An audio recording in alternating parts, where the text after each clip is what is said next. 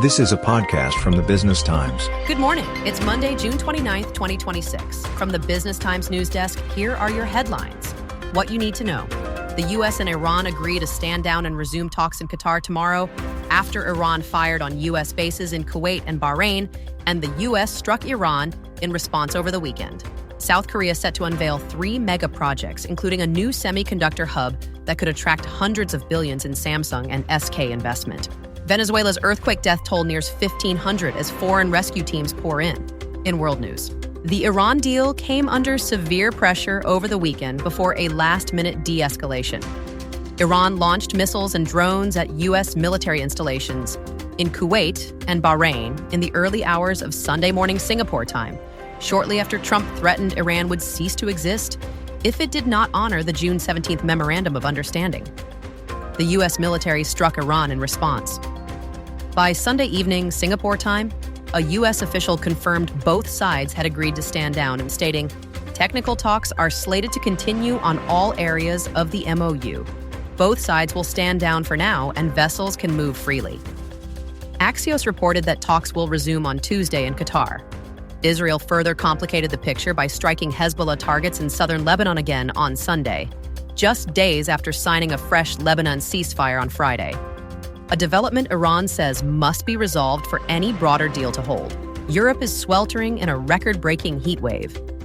Temperatures reached 40 degrees Celsius in parts of France on Sunday, with the French Public Health Agency reporting 1,000 excess deaths, most involving elderly people in residential care.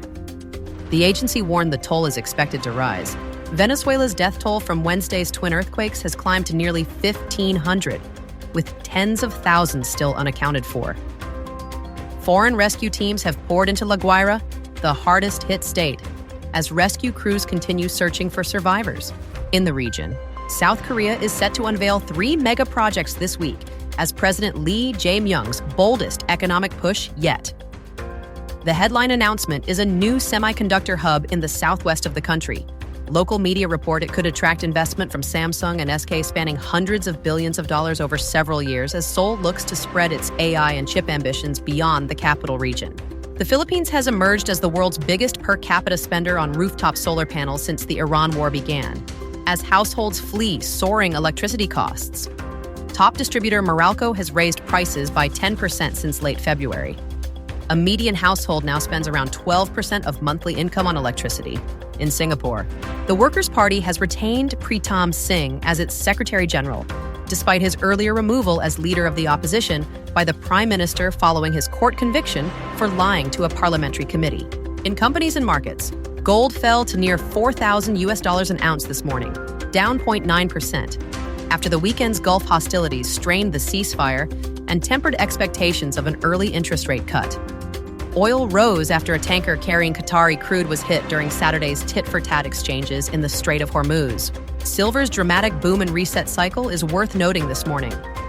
Having surged from below $29 an ounce at the start of 2025 to a record above $121 in January this year, silver has since retreated to around $61, roughly 50% below its peak and its lowest level in 6 months.